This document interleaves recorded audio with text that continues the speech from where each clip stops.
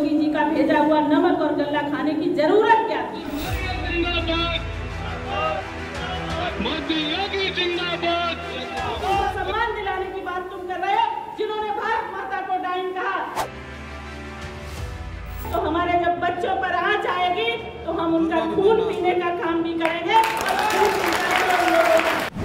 इटावा में विधानसभा चुनाव की नामांकन प्रक्रिया पूरी होने के बाद अब चुनावी चौसर पूरी तरह से तैयार है। यहाँ तीसरे चरण में चुनाव होने हैं। उससे पहले सभी राजनीतिक दल अपना अपना दांव अपने अपने हिसाब से खेल रहे हैं। कुल मिलाकर चुनाव का पूरा परिदृश्य जातीय ध्रुवीकरण पर आकर अटक गया है। चुनाव में मुद्दे की बात कम, जाति का गणित ज्यादा लगाया जा रहा है। किनको सम्मान दिलाने की बात तुम कर रहे हो, जिन्होंने भारत माता को डाइन कहा, जिन्होंने पाकिस्तान जिंदाबाद के नारे लगाए, जो भारत का खाते हैं, जो भारत का पीते हैं, जो योजनाओं में सर्वाधिक लाभ उठाते हैं, और जब बात आती है तो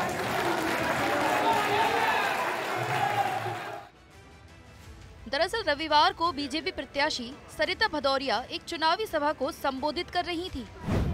इस दौरान सरिता भदौरिया के निशाने पर विपक्षी दलों के साथ साथ मुख्य रूप मुस्लिम समाज भी रहा। अपने संबोधन में सरिता भदौरिया ने मुस्लिम समाज पर तंज कसते हुए ये तक कह दिया कि अगर उनमें इतनी ही खुददारी थी, उन्हें इतना ही जाति मजहब करना था, तो योगी को दिया हुआ गल्ला और नमक क्यों खाया। योगी जी ने जब गल्ला भेजा था तो लाइन लगाकर लोगों ने गल्ला लिया।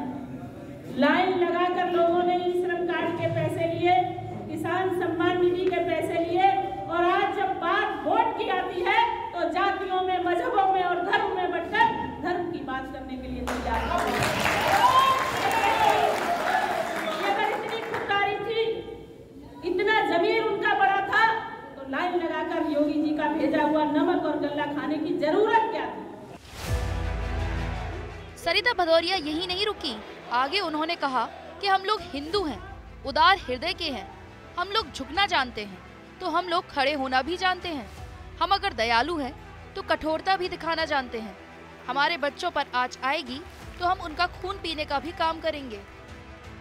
मैंने 12 करोड़ 87 लाख रुपया पेंशन पीड़ितों को दिलाया है और तमाम उन लोगों की जान बचाने का काम किया है। हमको पता था कि हमको वोट नहीं देंगे, लेकिन जब प्रश्न जीवन और मरण का था तो हमने उनकी भी सहायता करने का काम किया।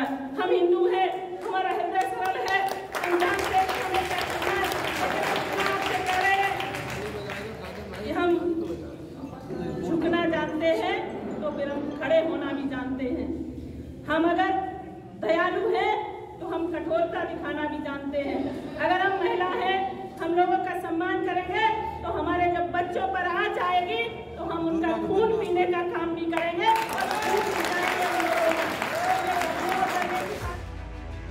सरिता भदौरिया ने अखिलेश यादव का नाम लिए बिना कहा कि यदि जिनकी वकालत करते हैं वो अगर मुख्यमंत्री बनेंगे तो सैफई में नाच होगा, नौजवानों को गुमराह किया जाएगा, बेटियों को छेड़ा जाएगा। और अगर जिनकी वकालत ये लोग कर रहे हैं वो मुख्यमंत्री बनेंगे तो क्या होगा? सैफई में क्या होगा? नाच होगा। और क्या होगा?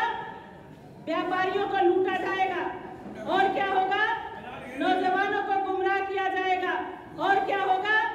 बेटियों को छेड़ा जाएगा। और क्या होगा? गुंडागर्दी चरम पर होगी।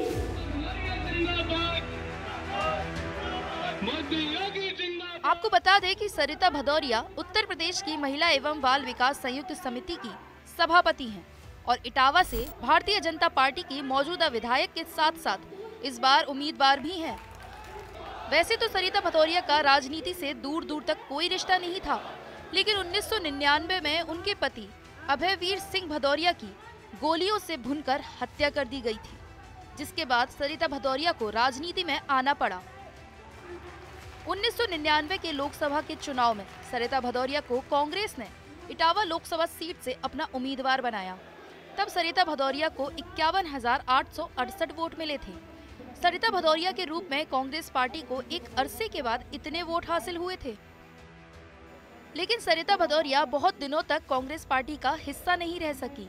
उन्होंने 2004 का संसदीय चुनाव और 2009 में लोकसभा उपचुनाव में किस्मत आजमाई, लेकिन उनको कोई बड़ी कामयाबी नहीं मिली। 2017 के विधानसभा चुनाव में सरिता भदौरिया ने बीजेपी के टिकट पर चुनाव लड़ते हुए इटावा सदर सीट पर रिकॉर्ड मतों से जीत दर्ज की।